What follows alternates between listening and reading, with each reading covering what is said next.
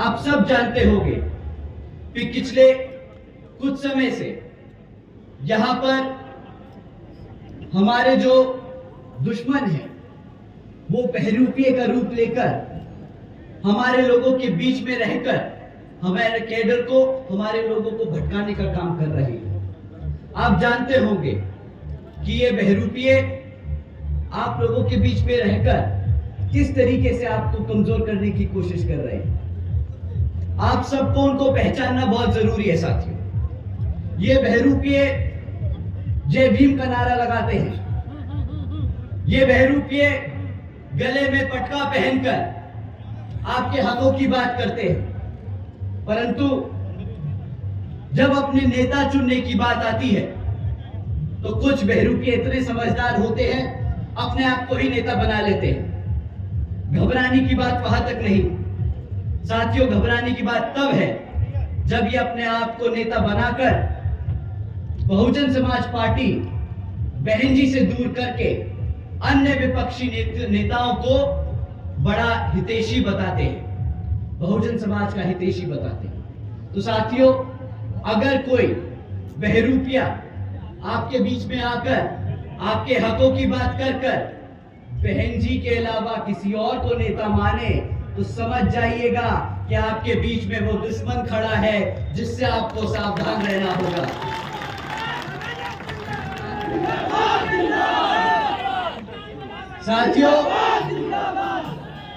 साथियों, ये मैं बहुत जिम्मेदारी से कह रहा हूं और अगर आप लोगों को ये बात सही लगे तो मेरी ये लाइनें खत्म होने के बाद जय भीम के नारे लगाइएगा।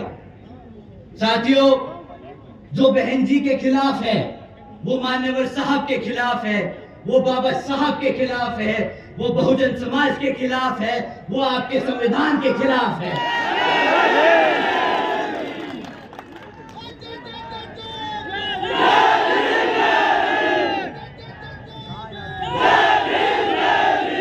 साथियों, ये बहरूपिये कुछ समय से आप लोगों के बीच में बैठकर अफवाह फैला रहे हैं। इन्होंने पिछले कुछ सालों से एक नई अफवाह छोड़ी थी आपके बीच में कि हाथी कमजोर हो रहा है, आपका हाथी किताबों के बोझ में दब रहा है। आप सब ने ये शिकायत सुनी होगी, परंतु हकीकत कुछ और है साथियों।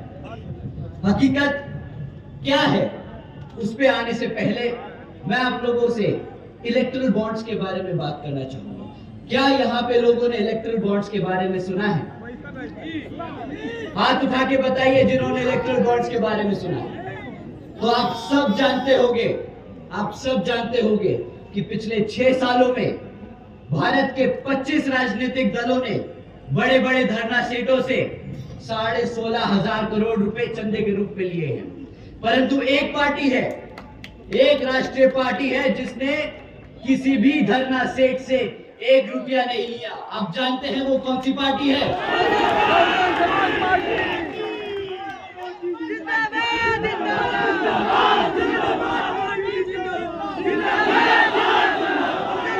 और साथियों,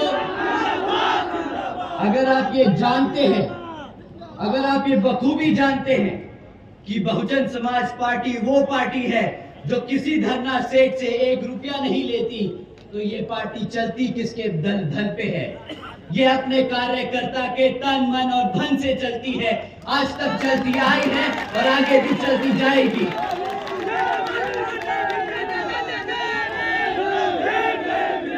साथियों, हमारे सभी कार्यकर्ताओं से जब जब मुझे बात करने का मौका मिला, जब जब मैंने उनसे ये मुद्दे उठाए कि बात ये भाई सच है कि आप लोगों को किताबों का बोझ भारी लग रहा है, तो पता है पलट के हमारा कार्यकर्ता क्या बोलता है? जानते हैं आप? हमारा कार्यकर्ता अपने दिल पे हाथ रख के बोलता है कि भैया जी, ये किताब नहीं, कर्तव्य है हमारा।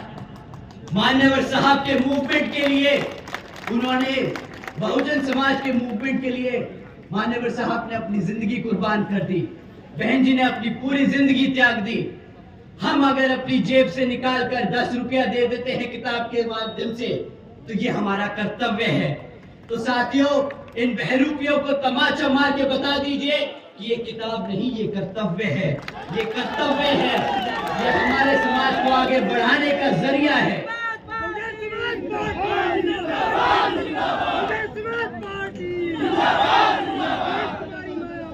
साथियों, आप सब जानते हैं, आप सब जानते हैं कि इस किताब के महत्व क्या है, कितना जरूरी है ये। परंतु ये जो बहरूपिये आपस में हमारे लोगों के बीच में रहकर ये गलतफहमियां फैलाते हैं, इनको हम कुछ चंद लोग मिलकर नहीं पकड़ सकते। इन सबको हमें अलग से 4-5 लोग मिलकर पूरे देश में इतनी बड़ी पार्टी को अकेले नहीं रोक सकते। तो साथियों, मैं आप लोगों से दरख्वास्त करूंगा कि जब भी कोई कार्यकर्ता, पदाधिकारी या नेता आपके बीच में नीला पटका पहन के आए और बोले कि जी देखिए, बहुजन समाज पार्टी ने बहुत काम किया है, पर अब समय आ गया है कि हम दूसरी पार्टी की ओर देखें, तो समझ जाइए कि ऐसे लोगों से सतर्क रहना है, ऐसे लोगों से दूर रहना है। और ये हम अकेले 4-5 लोग नहीं कर सकते, ये आप लोगों को खुद अपने आप से समझना होगा। साथियों, तभी ये मूवमेंट दोबारा से उतनी ही मजबूती से दौड़ेगा जिस मजबूती से ये आज तक यहाँ पर दौड़ तक आया है।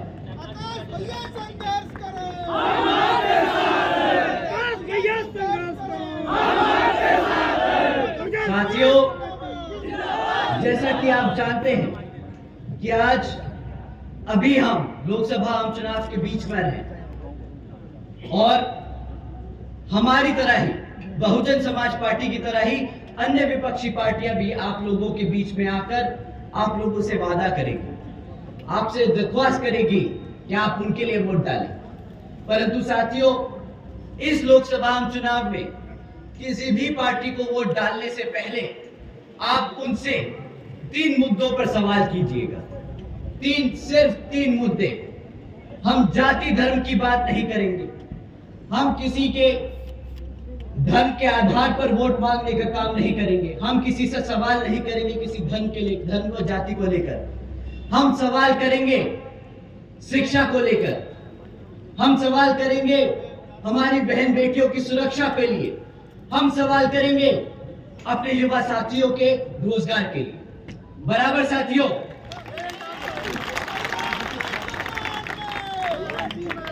और साथियों, ध्यान रखिएगा, जब आप सवाल करें इनसे,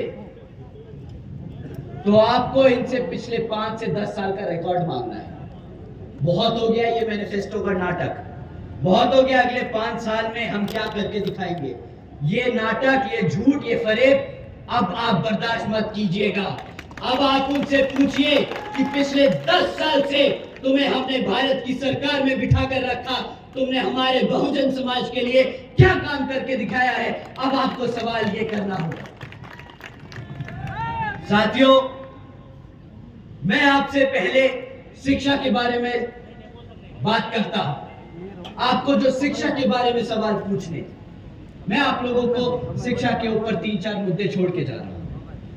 साथियों, आप जानते हैं पिछले 10 सालों में हमारे सरकारी स्कूलों में इतना बुरा हाल हो चुका है कि एक सरकारी सर्वे ने पता करा कि आज की डेट में 8वीं कक्षा के बच्चे से अगर आप गुणा भाग करने को कहो तो वो बेचारा बच्चा गुणा भाग नहीं कर पाएगा।